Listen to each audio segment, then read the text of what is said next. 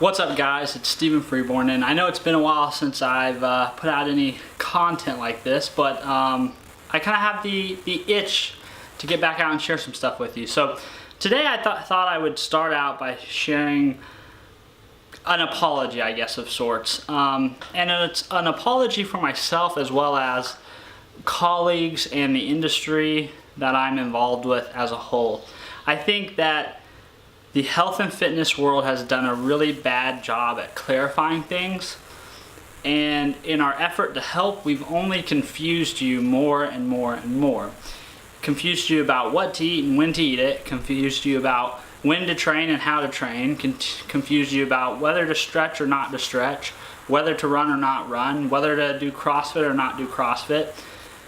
And I think the confusion has led to nothing but paralysis on your part. It's led to people not taking action because they feel like they're getting contradictory messages on things. They don't know where to invest their time, where to invest their money, where to invest their effort. They're concerned that they're going to invest it in the wrong place and not see an ROI. And that's understandable. I'd be fucking confused too. So I thought I'd start back up this fitness related content by sharing with you guys the fact that I'm sorry about that, and I'd like to help contribute to the solution, which is giving you guys straightforward advice that clarifies the situation. And today I'd like to offer you guys kind of the vital few practices I think that are really important, that you really need to focus on, that you really need to work to build as lifelong habits. And I don't mean that you do them for 21 days. I mean that you don't wake up and you don't go to bed without doing these things, and you don't even think about it. It just is what you do. It's just a part of your life. It's not a gimmick. It's not temporary. It's not a diet. It's not a training program. It just is what it is. So, number one, you have to track or record your calorie or macronutrient intake on a daily basis. I know. A lot of people are going to balk at me for that one, but it's the truth. What gets measured gets managed. It's that old adage, and it's so true. If you measure your intake, you'll understand how much food you're really getting in, how much nutrients you're really getting in, and how that actually impacts your goals. Not to mention, you'll then be able to understand how to adjust those things to achieve your desired outcome if things aren't moving in the right direction for you. So you have to quantify some way, shape, or form. You can do it through servings, you can do it through grams, however you want to do it, but you've got to be tracking it, you've got to be measuring it. So get that one down. Number two, you need to be eating protein at every single meal. It's not a meal unless there's protein there. That's the truth. If there's no protein there, go out to the store, buy some protein, bring the protein to the place you're going to eat. I don't care. It's not a meal unless you have the protein. Who cares if that sounds like a bro-ish thing? It's the truth. You gotta have protein at every meal.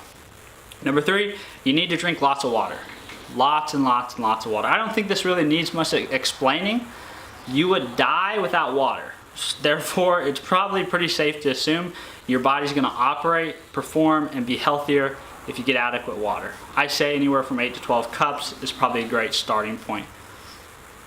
And remember, you don't have to do all these perfect 100% right off the bat. It's just about working on it, making an effort, integrating them into who you are. It just is what you do. Number four is you get lots of sleep. And by lots of sleep, I mean 6 to 8 hours. I know some of you may think you can operate just fine on 3 to 4. The truth is you can't. The truth is we have plenty of scientific literature and research to support the fact that if you get less than 6 hours of sleep or less than 5 hours of sleep, it significantly impacts your cognitive performance as well as your physical performance. So prioritize sleep. Plan your day around a 6 hour or 8 hour block of sleep, and then the rest of the day, divvy it up how you want to. Granted, I know there's going to be exceptions to this. I'm a young dad. I've got 2 kids. Sleep at times is on short supply. Again, the trick is not to be perfect. It's to always be working at it, to try to make it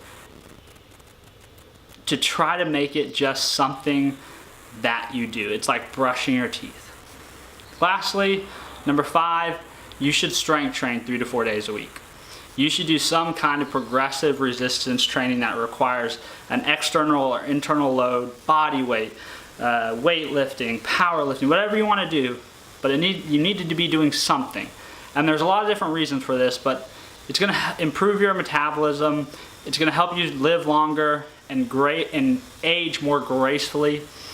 You're going to feel better, look better, and if you're really in this for the aesthetics, strength training is going to build the muscle that you're going to reveal as you start to lose the weight and lose the pounds. So without that strength training, there's not going to be much of a reveal at the end. So yeah, I hope that kind of starts us off on the right foot again, because I don't want to confuse you.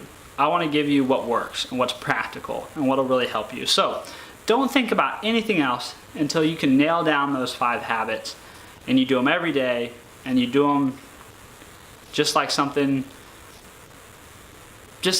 you would never think about not doing. It is just what you do. It's your culture, it's your lifestyle, it's your habits. Hope that helps. Let me know what you thought. Comment below. If you got questions, please reach out to me. Otherwise, I will talk to you guys later. Bye.